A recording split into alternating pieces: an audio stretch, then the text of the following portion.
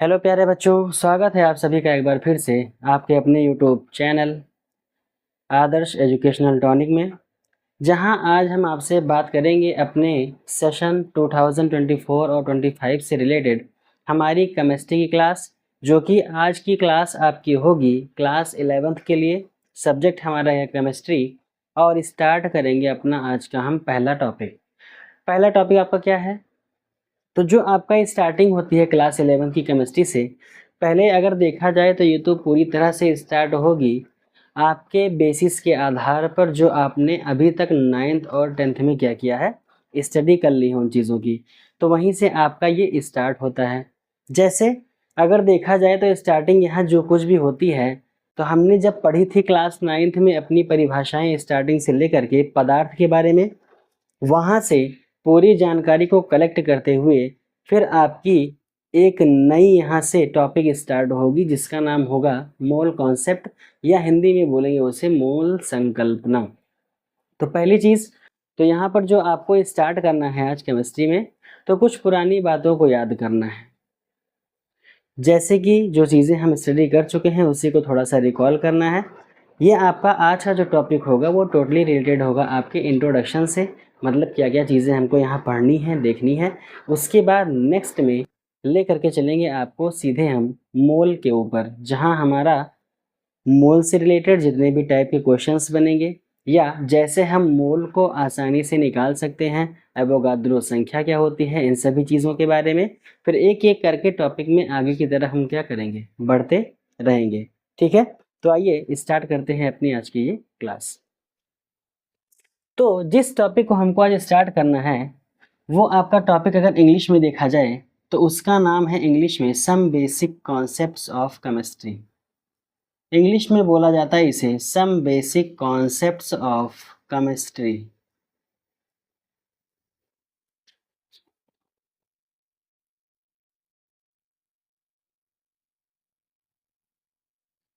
मतलब अगर आपसे पूछा जाए कि इसकी हिंदी क्या होगी, तो सबसे पहली चीज क्या हो जाएगी, रसायन विज्ञान की मूल अवधारणाएं।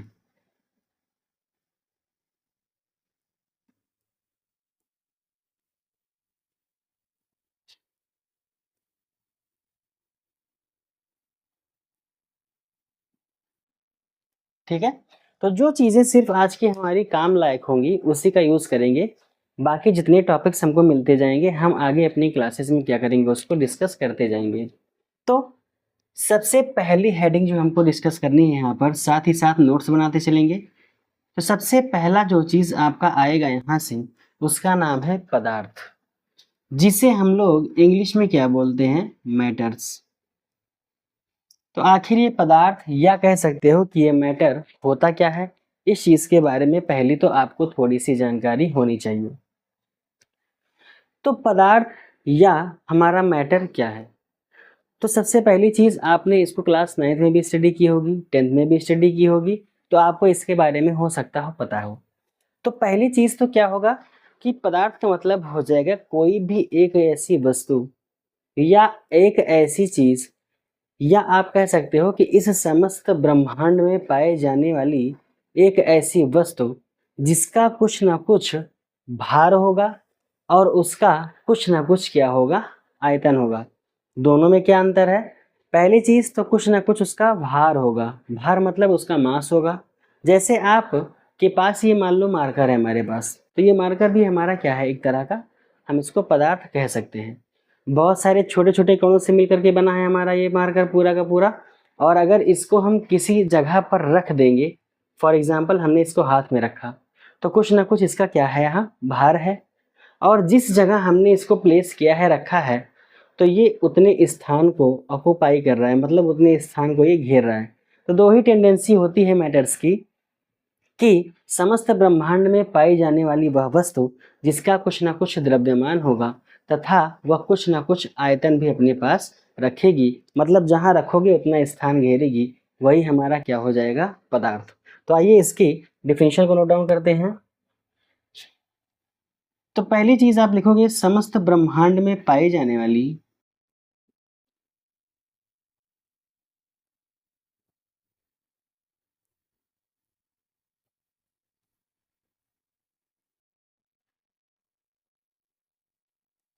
वस्तुएं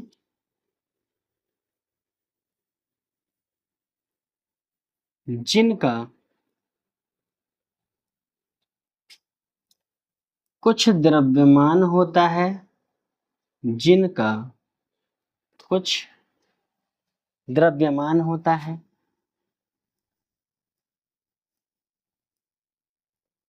तथा वह कुछ स्थान को घेरती हो, तथा वह कुछ स्थान को घेरती हो। तो ये हमारा क्या बन जाएगा? पदार्थ कहलाती है। एग्जाम्पल में आप कोई भी चीजें यूज कर सकते हो। जैसे हम बोलें आपसे कि फॉर एग्जाम्पल, अगर इसके एग्जाम्पल को हम लेकर के चलें तो हमारे पास क्या क्या चीजें हो जाएंगी। एग्जाम्पल में आपका कुछ भी आ सकता है। जैसे क्या, हम अगर लिख दें अपने इस पेन के बारे में, पेन आ सकता है, लकड़ी आ सकती है, ETC। जितनी भी वस्तुएं आपके सामने पाई जाएंगी सारी की सारी ही हमारी क्या कहलाएंगी? पदार्थ। अब इस पदार्थ को आप चाहो तो किसी और भी तरह से समझ सकते हो। कैसे?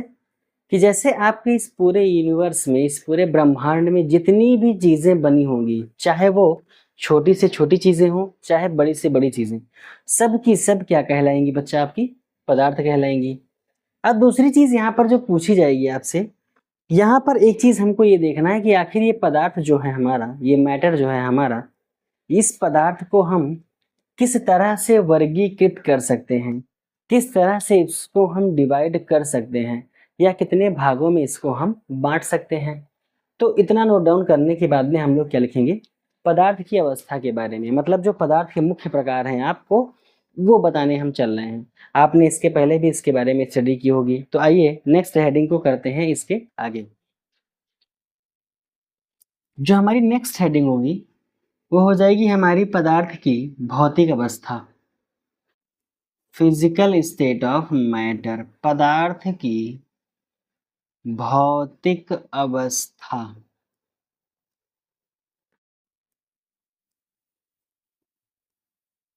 जिसे इंग्लिश में क्या बोला जाता है? जिसे इंग्लिश में बोलोगे आप फिजिकल स्टेट ऑफ मैटर। क्या कहोगे आप? Physical state of matter, physical states of matter. ठीक है, तो एक साथ इसको कर दे रहे हैं, जल्दी जल्दी से क्या होगा आपका? ये कंप्लीट हो जाएगा। ठीक है, अब जैसे हमने कहा कि इसको बांटना है, तो सबसे पहली चीज तो इसको जब वर्गीकृत किया गया था तो तीन तरह से। पहली अवस्था आपकी निकल करके आती है ठोस अवस्था, जिसे बेटा इंग्लिश में बोलते हैं सॉलिड स्टेट। सेकंड स्टेट हमारी निकल करके आती है यहाँ से द्रव अवस्था, जिसको बोलते हैं लिक्विड स्टेट। लास्ट हमारी बन करके आती है गैस अवस्था, जिसको इंग्लिश में भी कहा जाता है गैसियस स्टेट, या हमारी क्या? गैस। अब इसको डिवाइड करने के लिए कुछ चीजों की आवश्यकता पड़ी थी हमको। सबसे पहली चीज अगर आपसे देखी जाए तो हम मानते हैं कि जो हमारा ठोस है इसके कण आपस में बहुत ही नजदीक नजदीक क्या होंगे? उपस्थित होंगे। द्रव वाला जो आपका बनेगा इससे थोड़ा सा दूरी पर रहेगा वो। गैस अवस्था जब आप बनाओगे तो दूरियां वहां पर क्या होती जाएंगी बेटा? बढ़ती जाएंगी। अब यहाँ पर एक चीज क्या होता है, अगर हमारी ठोस अवस्था में देखा जाए तो इसके बीच में, इन दोनों के बीच में अगर देखा जाए तो पहली चीज तो स्थान बहुत कम है। क्या है? स्थान बहुत कम है। इन दोनों के बीच अगर देखा जाए तो बीच में बहुत बड़ा गैप है आपका, यहाँ पर स्थान ज्यादा है। गैस अवस्था में अगर देखा जाए तो इन दोनों के बीच और ज्यादा गैप है। तो आप क्या कह सकते हो कि अगर ये पास पास है तो इनके बीच में जो फोर्स ऑफ अट्रैक्शन लग रहा है इस दोनों के बीच में बहुत ज्यादा होगा। इस पर अगर देखा जाए तो इसका फोर्स ऑफ अट्रैक्शन एक दूसरे के प्रति क्या होगा? थोड़ा सा कम होगा। यहाँ पर अगर देखा जाए तो फोर्स ऑफ अट्रैक्शन सबसे ज़्यादा कम होगा। ठीक, कहने का मतलब जो आपका यहाँ पर फोर्स ऑफ अट्रैक्शन मतलब दो अणुओं के मध्य लगने वाला आकर्षण बल, उसे बोला जाता है अंतर आणविक बल।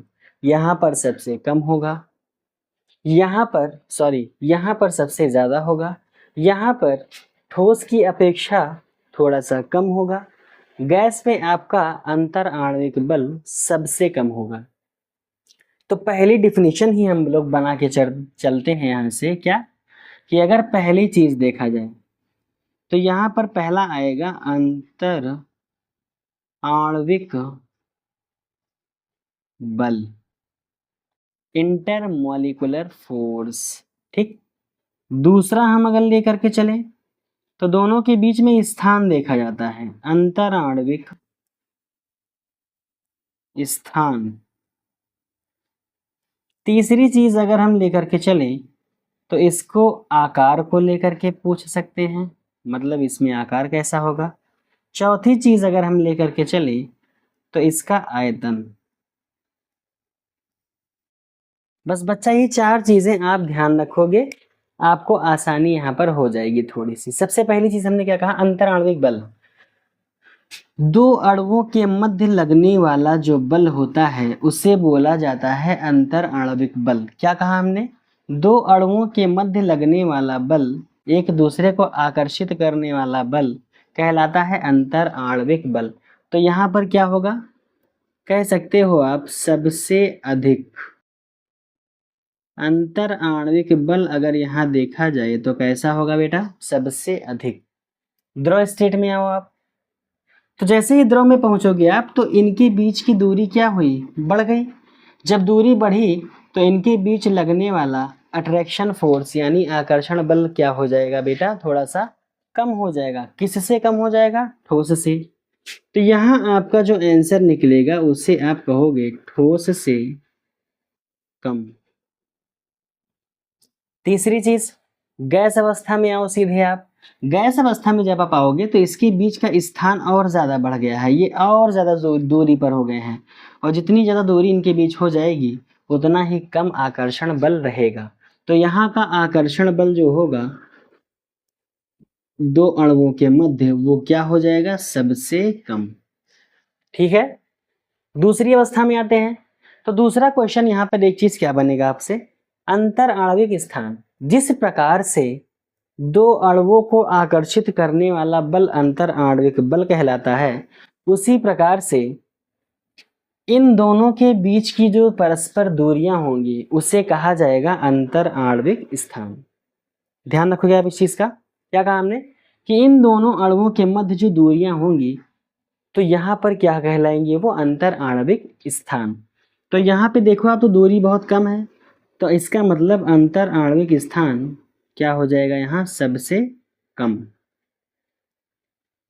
दूसरी चीज, आपके पास द्रव अवस्था में अगर देखा जाए तो अंतर आणविक जो दूरी है ये क्या हो जाएगी, ठोस से अधिक। ठोस से अधिक। तीसरी चीज, गैस अवस्था में आ जाओ अब, तो यहाँ पर दूरी और क्या हो जाएगी, बढ़ जाएगी। तो यहाँ की दूरी क्या हो जाएगी इन दोनों से, सबसे अधिक।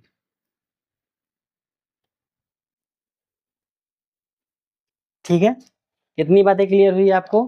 क्या कहा हमने कि जो ठोस होगा हमारा, यहाँ पर इनके बीच की दूरी सबसे कम होगी। द्रव जो हमारा होगा यहाँ पर ठोस से ज़्यादा दूरी होगी, और सबसे ज़्यादा दूरी अगर आपसे पूछे तो किसके लिए होगी, वो गैस के लिए होगी। अब आते हैं आकार के ऊपर। आकार में क्या कहोगे आप, पहली चीज तो यहाँ पर देखा जाएगा किसका आकार निश्चित है किसका अनिश्चित है, या आयतन भी किसका निश्चित है किसका अनिश्चित है। पहली चीज ठोस का आकार, पेन हमारी ठोस है तो इसका आकार ये इतना फिक्स हो गया। ठीक, ठोस हमारा क्या है, ये मार्कर हो गया, इसका आकार क्या है बेटा, फिक्स है। फिक्स मतलब निश्चित है, आप इसे कहीं भी रखोगे तो इसका आकार क्या रहेगा, इतना ही। तो आप कह सकते हो कि जो ठोस का आकार होगा वो होता है निश्चित, मतलब फिक्स होगा आपका ये। दूसरी चीज, द्रव अवस्था में आप आओगे तो क्या द्रव का आकार निश्चित है? जैसे मान लो आपने एक गिलास पानी लिया, अब उस पानी को आपने जमीन पे गिरा दिया। ऐसे गिराने के बाद में क्या जो आकार पहले था उसका गिलास वाला, क्या वैसा आकार जमीन पे भी रहेगा? नहीं रहेगा। मतलब आप पानी को जिस अवस्था में आप पानी को जिस भी पात्र में रखना चाहोगे वहां पर वो वैसा ही आकार क्या करेगा, ग्रहण कर लेगा। तो आप कह सकते हो कि द्रव का आकार अनिश्चित होता है, मतलब कभी भी फिक्स नहीं होगा। तीसरी चीज, गैस अवस्था में आओ तो गैस अवस्था में क्या होगा आपका कि जो गैस की अवस्थाएं होती हैं, यहाँ पर जो आपके पास मान लो कोई गैस है, जैसे हाइड्रोजन गैस हमारे पास है या नाइट्रोजन है। अब वो गैस हमारी है, अगर हम उसमें भी इसके शेप की बात कर रहे हैं, इसके आकार की बात कर रहे हैं, तो आपके गैस का भी आकार कभी भी निश्चित नहीं होगा, हमेशा अनिश्चित होगा। कैसे? गैस को आप जिस जगह पर भी रखना चाहोगे वो भी उसी का आकार ले लेगी। पात्र में बंद किए हो उसका आकार ले लेगी, बॉटल में रख रहे हो उसका आकार ले लेगी, कमरे में छोड़ दे रहे हो कमरे का आकार ले लेगी। मतलब यहाँ पर गैस का भी आकार क्या होगा, अनिश्चित होगा। ठीक है बच्चा, आते हैं लास्ट टॉपिक पे अपने आयतन के बारे में देखते हैं। तो आयतन यहाँ से क्या होगा आपका, पहली चीज तो ठोस। फिर से आओ एग्जाम्पल पर मार्कर। हमने माना कि ठोस का जो ये है आकार पूरा का पूरा फिक्स था पहले से। बात यहाँ आ रही आयतन की। आयतन का मतलब जितनी भी जगह कोई वस्तु घेरती है, जितनी भी जगह कोई वस्तु घेरती है वही उसका क्या कहलाती है, आयतन। तो यहाँ से आप देखो तो ठोस का आयतन भी क्या होगा बेटा, निश्चित होगा। आगे आओ, द्रव आपके पास है तो द्रव का आयतन यहाँ पर क्या हो जाएगा, अनिश्चित या निश्चित। तो इसका आंसर हो जाएगा कि द्रव का जो आयतन होता है ये भी निश्चित होगा। आकार तो अनिश्चित होता है, जैसे उसमें रखोगे किसी चीज में वैसे ही पानी आपका हो जाएगा। लेकिन अगर बात आएगी आयतन की तो आयतन निश्चित होता है। कैसे? मान लो हमने 1 लीटर पानी लिया, किसी जग में या किसी ग्लास में 1 लीटर पानी लिया। अब उस 1 लीटर पानी को हम ले जा करके बाल्टी में डाल रहे हैं, तो अभी भी उसका आयतन कितना है, 1 लीटर। और उसके बाद में हम ले जा करके उसी जल को ले जा रहे हैं बाल्टी में डाल रहे हैं, फिर भी 1 लीटर। बड़ी सी टैंक में डाल रहे हैं, फिर भी 1 लीटर। मतलब उसका आयतन क्या है, वहां पर निश्चित है। तो आप कहोगे कि द्रव का भी आयतन क्या होता है, निश्चित, फिक्स होगा। लास्ट आओ, गैस आपके पास है, गैस का आयतन। तो देखो एक चीज ध्यान रखना कि गैस का आयतन तथा गैस का आकार दोनों ही निश्चित नहीं होता है। मतलब दोनों कैसे होंगे, अनिश्चित। ठीक, तो इसका भी आयतन क्या हो जाएगा, अनिश्चित।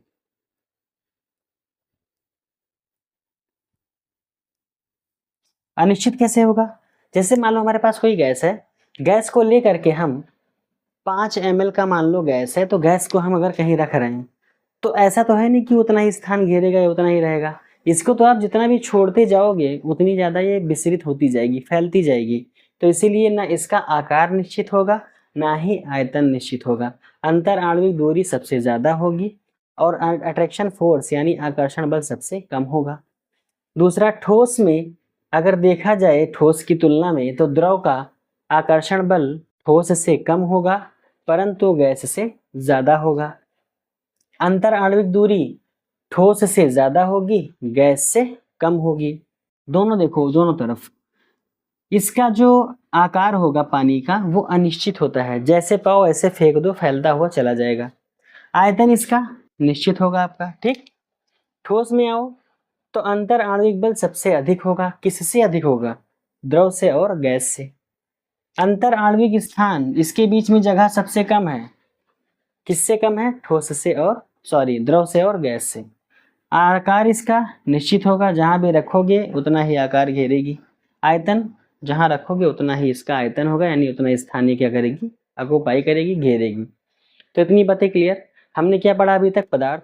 पदार्थ वह है जो कुछ ना कुछ स्थान को घेरे तथा कुछ ना कुछ उसका मास हो, वही पदार्थ है। एग्जाम्पल में बहुत सारी चीज़ें, जितनी भी चीज़ें हमारे आसपास है सब के सब पदार्थ हैं।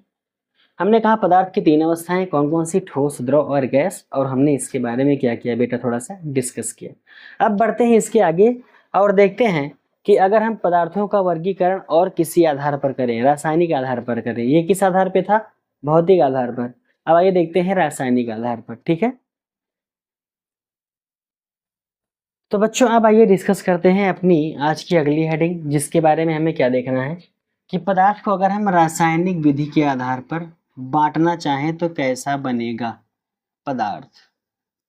इंग्लिश इसकी क्या होगी बेटा, मैटर। ठीक है, अब यहाँ पर अगर आपको इसको कैटेगराइज करना है तो सबसे पहली चीज 2 पार्ट में होगा। अब जिस अवस्था में इसको हम बांटेंगे वो हमारी रासायनिक अवस्था है। अभी तक हमने क्या देखा, भौतिक अवस्थाएं, अब देखेंगे रासायनिक अवस्था। तो रासायनिक अवस्था में पहली जो इसकी कैटेगरी आएगी, वर्गीकरण आएगा, उसे कहा जाएगा शुद्ध पदार्थ। इंग्लिश इसकी होती है प्योर सब्सटेंसेस। दूसरी अवस्था जो इसकी आएगी, तो दूसरे प्रकार का पदार्थ होता है अशुद्ध पदार्थ, जिसे कहा जाता है इम्प्योर सब्सटेंसेस। ठीक, मतलब पदार्थ को अगर रासायनिक विधि पर बांटा जाए तो शुद्ध पदार्थ आपका, दूसरा कौन सा होगा, अशुद्ध पदार्थ, यानी आपका प्योर सब्सटेंस, दूसरा इम्प्योर सब्सटेंस। अब दोनों में अगर डिफरेंस किया जाए शुद्ध पदार्थ या अशुद्ध पदार्थ में, तो शुद्ध पदार्थ और अशुद्ध पदार्थ में एक ही प्रकार का अंतर है, सिर्फ छोटा सा। क्या, शुद्ध पदार्थ का मतलब हो जाएगा और अशुद्ध पदार्थ का मतलब हो जाएगा। डिफिनीशन में थोड़ा सा अंतर है यहाँ पर बस। तो शुद्ध पदार्थ को आप क्या कहोगे कि देखो, पहली चीज शुद्ध क्या चीज होती है, जब कोई चीज सिंगल हो, एक ही अकेली हो, किसी का उसके साथ में मिक्सचर ना बनाया गया हो, मिलाया ना गया हो, तो शुद्ध बनेगी। या कह सकते हो जितने भी तरह के परमाणु हैं वो अकेले रहें हर जगह, तो क्या बनेगा, वो शुद्ध पदार्थ। मतलब आप कह सकते हो शुद्ध पदार्थ में कि जिसमें सिर्फ और सिर्फ पदार्थ कितने प्रकार के आए, एक प्रकार के पदार्थ जो आपके आएंगे। कैसे पदार्थ, एक प्रकार के। जितने भी पदार्थ आएंगे सब के सब क्या होंगे आपके, वो शुद्ध होंगे। अशुद्ध में होगा आपका 2 या 2 से अधिक प्रकार के पदार्थ, 2 या 2 से अधिक प्रकार के पदार्थ।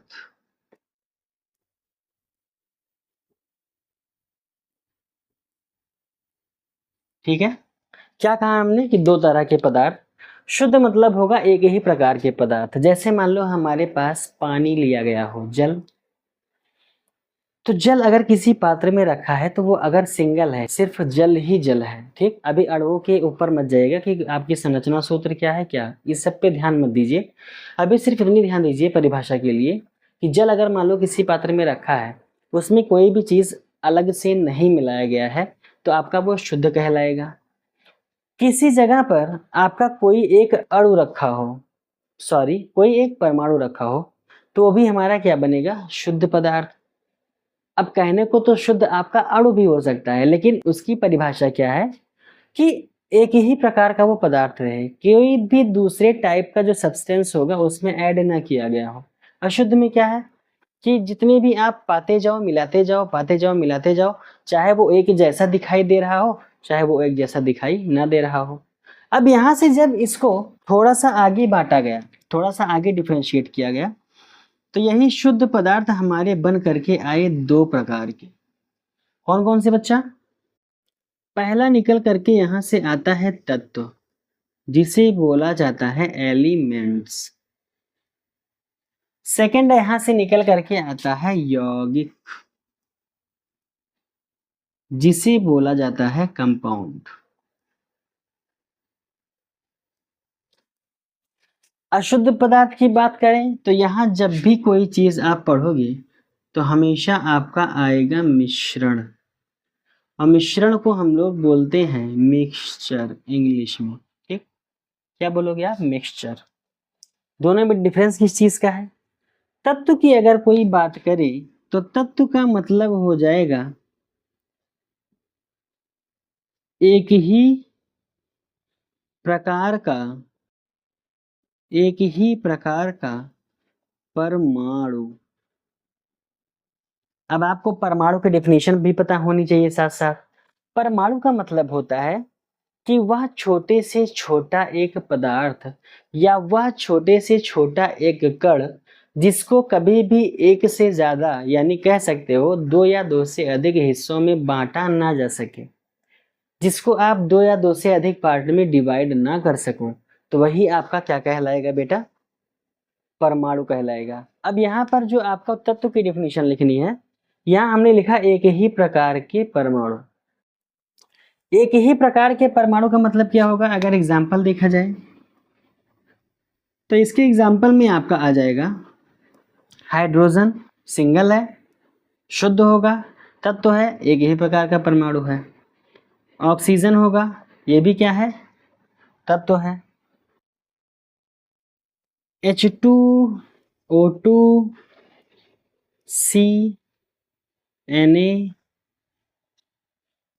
यहाँ पर H अकेला है तत्व होगा, O भी अकेला है तत्व होगा, C अकेला है तत्व होगा, सोडियम अकेला है तत्व होगा। अब हमने यहाँ पर लिख दिया H2, क्या ये तत्व होगा? तो बेटा ये भी आपका तत्व ही कहा जाएगा। डेफिनेशन क्या लिखी हमने? एक ही प्रकार के परमाणु। अब यहाँ पर जब हाइड्रोजन की बात की गई है, जब दो हाइड्रोजन आपस में मिले तभी तो H2 बना। तो एक हाइड्रोजन ये, एक हाइड्रोजन ये, एक ही प्रकार के तो परमाणु हैं दोनों, ये भी हाइड्रोजन ये भी हाइड्रोजन, कोई दूसरा तो हमने मिलाया नहीं, इसीलिए ये भी क्या होगा? आपका तत्व होगा। उसी तरह से दो ऑक्सीजन को हमने मिलाया तब बना हमारा O2, तो ये भी क्या हो जाएगा? तत्व हो जाएगा। इसको भूल के कभी यौगिक में आप क्या करना, मत लगा लेना। अब यहाँ पर यौगिक की परिभाषा क्या होगी? दो या दो से अधिक तत्वों को मिलाने से, दो या दो से अधिक तत्व निश्चित अनुपात में, बहुत इंपॉर्टेंट बात है ये, निश्चित अनुपात में मिलने से, निश्चित अनुपात में मिलने से यौगिक बनता है। बहुत जरूरी बात है, कौन सी? जो हमने ये लिखी, निश्चित अनुपात। जब दो या दो से अधिक तत्व को आप इन्हीं में से निश्चित अनुपात में मिला दोगे तब वही हमारा यौगिक बन जाएगा। कहने का मतलब क्या है पता है आप सबको? जैसे हमने लिखा H2O, दो प्रकार के परमाणु आए, एक हाइड्रोजन दूसरा ऑक्सीजन, दो प्रकार के परमाणु हुए, इसीलिए क्या बनेगा? यौगिक। अब इस अगर H2O को देखा जाए तो H की वैल्यू कितनी है? 2, O की वैल्यू कितनी है? 1, कुछ नहीं है इसके आगे, तो मतलब 1। अब अगर हम इसको 2:1 के अनुपात मिलेंगे, 2:1 के अनुपात मिलेंगे तभी पानी बनेगा।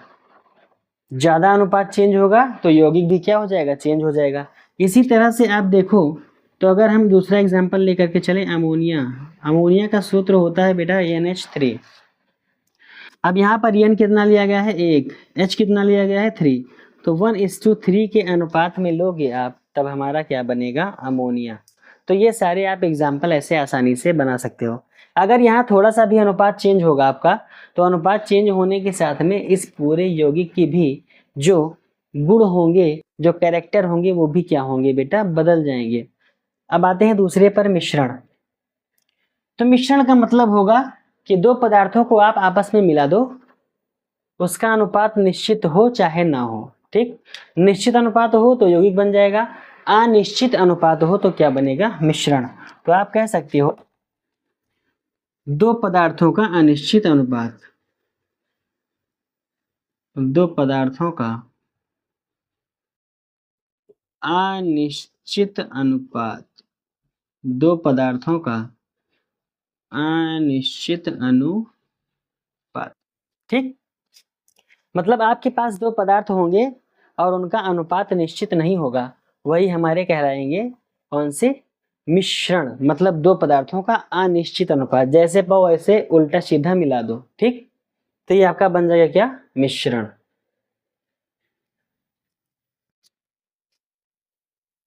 अब जो मिश्रण आपका होता है, इसको भी अगर डिवाइड किया जाए तो दो पार्ट में होता है, जिसमें से एक मिश्रण को हम बोलते हैं समांगी मिश्रण, दूसरे मिश्रण को बोला जाता है विषमांगी मिश्रण।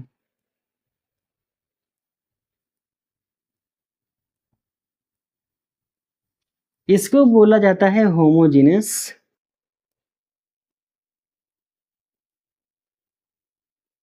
इसको बोला जाता है बेटा हेट्रोजीनस, ठीक। एक मिक्सचर का नाम यहाँ पर आया है समांगी, दूसरे का आया है विषमांगी। समांगी का अर्थ होता है समान अंग वाले, समान अंग वाले। क्या होगा इसका? समान अंग वाले। अब इसका मतलब क्या हुआ? समान अंग वाले का मतलब कि जैसे मान लो हमारे पास समांगी मिश्रण और समान अंग वाले, इसमें से कोई चीज बनानी हो तो कैसे बनाओगे आप? फॉर एग्जाम्पल हमारे पास कोई कंटेनर है, उस कंटेनर में हमने एक किसी पदार्थ को लिया और वो पदार्थ हमारा क्या है? यहाँ पर मान लेते हैं जल।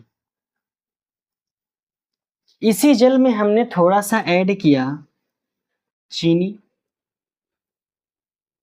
अब चीनी प्लस जल दोनों को मिलाने से क्या बन जाएगा? आपका शरबत बन जाएगा। अब समांगी विषमांगी को देखा जाए तो कैसे है, ये आपको बताते हैं। तो जैसे हमने चीनी और जल को आपस में मिलाया, अच्छे से मिक्स किया, दोनों आपस में अच्छे से क्या हुआ? मिल गए। अब आप इसको यहाँ से पीना शुरू करोगे 1 नंबर से, तब भी उतना ही मीठा लगेगा। यहाँ से पीना स्टार्ट करोगे तब भी वहाँ से उतना मीठा लगेगा। नीचे से पीना स्टार्ट करोगे तब भी क्या होगा? उतना ही मीठा लगेगा, ठीक। तो आप कह सकते हो कि समांगी का मतलब हो कि आपस में मिक्स कर दो और वो एक जैसे ही प्रतीत होने लग जाए, तब वो हमारा क्या बन जाएगा? समांगी मिश्रण। इसके एग्जाम्पल में आप आसानी से लिख सकते हो विलयन। ये आप पढ़ोगे क्लास 12th में, पूरा का पूरा चैप्टर नंबर 1। क्या बन जाएगा? वो विलयन। विषमांगी क्या बात आया? विषमांगी की जब बात आएगी तो आप उस विषमांगी में मान लो एक कंटेनर फिर से आपके पास है, इस कंटेनर में आपका भरा हुआ है जल, और इस जल में हमने इस बार क्या मिला दी? रेत। तो क्या आप पानी में रेत को कंटिन्यू मिलाते जाओगे तो क्या पूरे तरीके से वो घुल जाएगी? कभी नहीं घुलेगी। और जब दो चीजों को आपस में मिलाने पर पूर्ण रूप से वो घुले ना, तो ऐसा मिश्रण हमारा क्या बन जाएगा बच्चा? विषमांगी मिश्रण, ठीक है। तो यही इतना था हमारा पदार्थ के बारे में थोड़ा सा इंट्रोडक्शन, और यहीं तक अगर आपका रहेगा तो काम यहाँ तक चल जाएगा। इसके बाद जो हमारा नेक्स्ट वीडियो लेक्चर होगा आपका अगले दिन वाला, वो स्टार्ट करेंगे आपसे हम सीधे किस चीज़ पे? जो आपका अगले दिन का लेक्चर होगा वहाँ स्टार्ट करेंगे सीधे हम क्या? मोल संकल्पना, जिसे बोला जाता है मोल कंसेप्ट, ठीक। तो सीधे स्टार्ट होगा आपका मोल कंसेप्ट।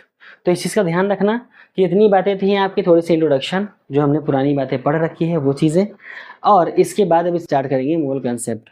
इसमें ज़्यादा कुछ है नहीं, जितनी पुरानी बातें थी आपकी वो थी, बाकी मोल कॉन्सेप्ट से पढ़ना आप स्टार्ट करो। कुछ चीज़ें ये भी तो आ जाएंगी, ठीक है, कोई दिक्कत नहीं है। एग्जाम के पॉइंट ऑफ व्यू से देखा जाए तो कुछ क्वेश्चन यहाँ से आपको मिलेंगे, बट बहुत इंपॉर्टेंट चैप्टर स्टार्ट करेंगे आपका हम अगले दिन, मतलब मोल कॉन्सेप्ट, मोल संकल्पना, जहाँ से ढेरों क्वेश्चन आते हैं आपके बोर्ड एग्जाम में ही नहीं, और कहाँ आएंगे आपका कंपटीशन एग्जाम में भी। अगर आप उस मूल कॉन्सेप्ट को अच्छे से पढ़ लोगे तो आपको क्लास 12th में बहुत ज़्यादा हेल्प मिल जाएगी, और 11th में तो हेल्प मिलेगी ही मिलेगी। अगर आप उसको अच्छे से स्टडी नहीं करते हो तो आपको प्रॉब्लम 11th में भी होगी, 12th में भी होगी। मतलब एक जगह अगर अच्छे से आप उसको पढ़ लोगे तो दूसरी जगह ऑटोमेटिक उसकी हेल्प थोड़ी सी हो जाएगी, बट एक जगह अगर आप उसका मिसयूज़ करोगे तो उसका खामियाजा आप आने वाली अगली क्लास में भुगतोगे। इसीलिए अच्छे से पढ़ते रहिए, कॉन्सेप्ट को हमेशा क्लियर रखिए, पढ़ाने की स्पीड भी थोड़ी सी क्या है, अभी स्लो है आपकी। जैसे जैसे कोर्स में आगे बढ़ते जाएंगे स्पीड क्या होती जाएगी, इंक्रीज़ होती जाएगी, बढ़ती जाएगी। फिर हम लोग क्या पकड़ लेंगे, अगर अच्छी सिलाई पकड़ लेंगे तो टॉपिक वाइज क्या होता रहेगा, वो चलता रहेगा। ठीक, तो ये था आज का टॉपिक हमारा। अगले दिन थोड़ा सा प्रिपेयर होकर के आइएगा, पढ़ेंगे मोल कॉन्सेप्ट, मोल निकालने के बारे में। और दूसरी चीज़, कुछ अच्छे अच्छे क्वेश्चंस भी क्या करेंगे, हम मोल्स के ऊपर करेंगे। तो आज की क्लास यहीं तक। आई होप कि आपको आज ये क्लास पसंद आई होगी। अगर आपको ये क्लास अच्छी लगी हो तो इसको एक लाइक ज़रूर कीजिएगा और अपने दोस्तों तक भी इसको शेयर कीजिएगा। अगर हमारे चैनल पर आप फर्स्ट टाइम विजिट किए हो तो प्लीज़ इसको सब्सक्राइब कीजिएगा और इसका लाभ ऑलवेज लेते रहिए, अपने दोस्तों को भी शेयर कीजिए। मिलेंगे आपसे लेकर के अगली क्लास में एक नई टॉपिक को लेकर के अपने वीडियो लेक्चर के माध्यम से। तब तक के लिए बहुत ही अच्छे ढंग से पढ़ते रहिए, मस्त रहिए, अपनी पढ़ाई में ऑलवेज व्यस्त रहिए। Thank you so much, bye bye, take care and Jai Hind.